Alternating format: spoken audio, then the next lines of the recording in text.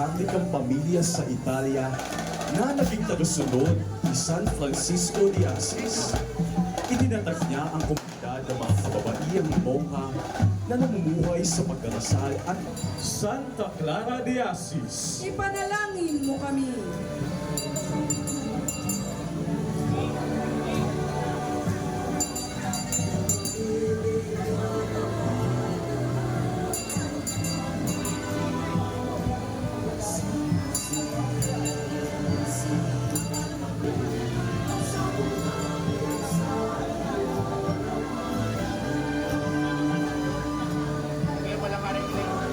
At martir, isang laiko at ama. Siya ay sumama sa mga misyonerong Dominikano patungong bansang Hapon. Amat sa parokya ni San Lorenzo Ruiz at mga kasamang martir sa pangunguna ng kanilang kura paroko, Reverendo Padre Alan V. Lopez O.P. sa paglahok sa ating prosesyon ng Pistang Bayan 2025, alay kay San Jose. San Lorenzo Ruiz, Ipanalangin mo kami.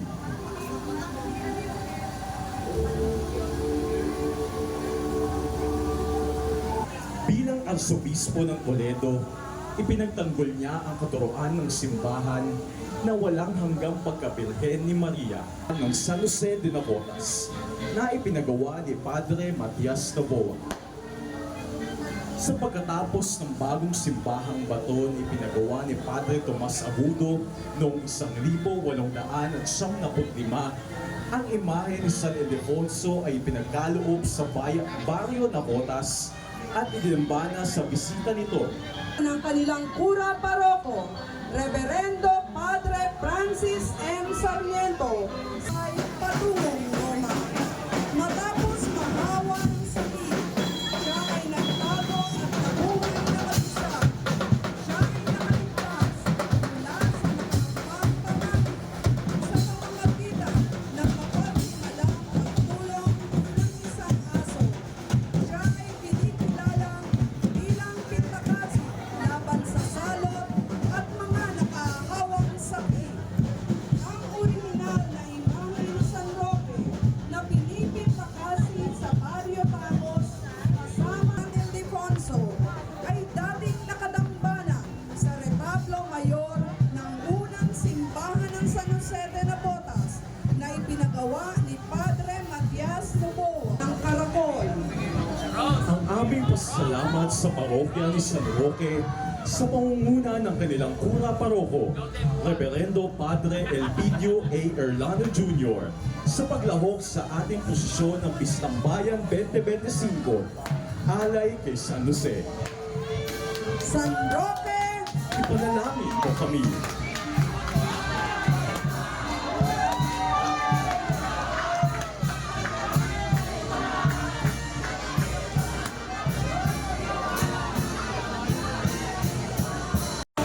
Si Roman, o mas kilala sa tawag na tandang Uman Dasal, ay naging instrumento sa pagtuturo ng katesismo sa mga kabataan, pagdarasal ng Santo Rosario, at pagdedebosyon sa Santo Niño de Pasion.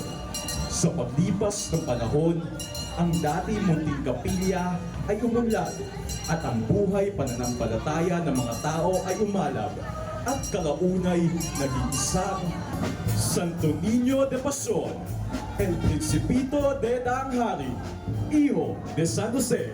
kaawaan mo kami.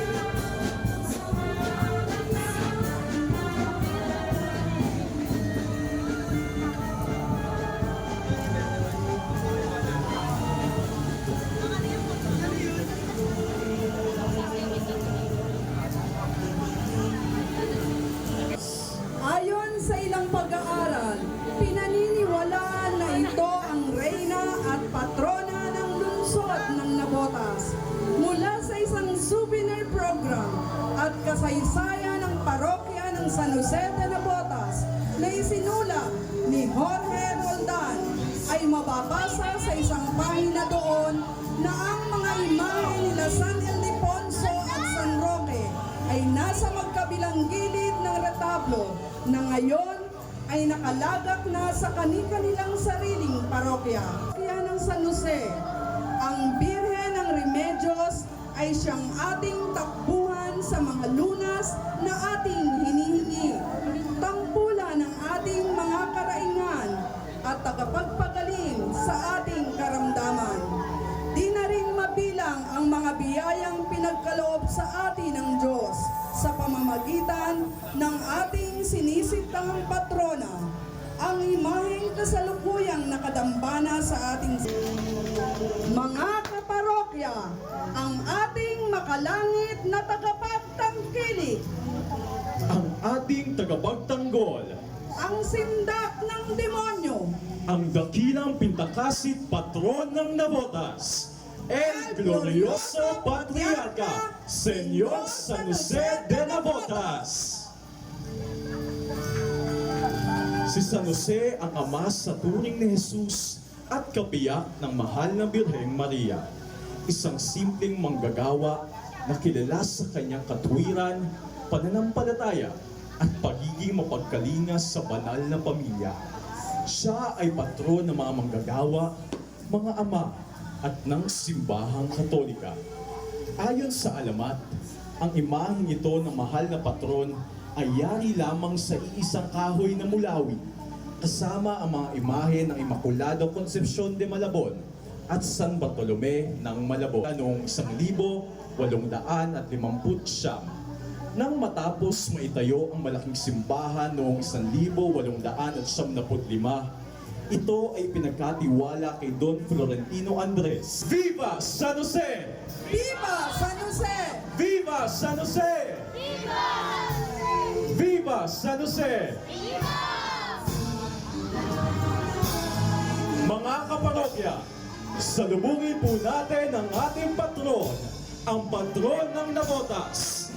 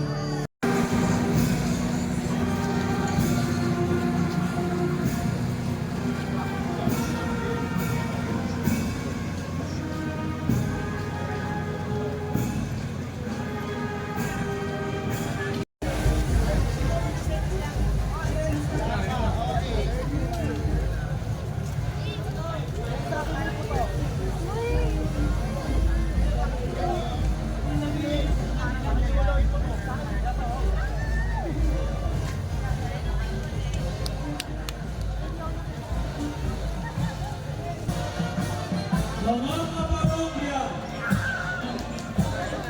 ang pinagpipilian ng patron ng Navotas, ang sinap ng demonyo, ang ating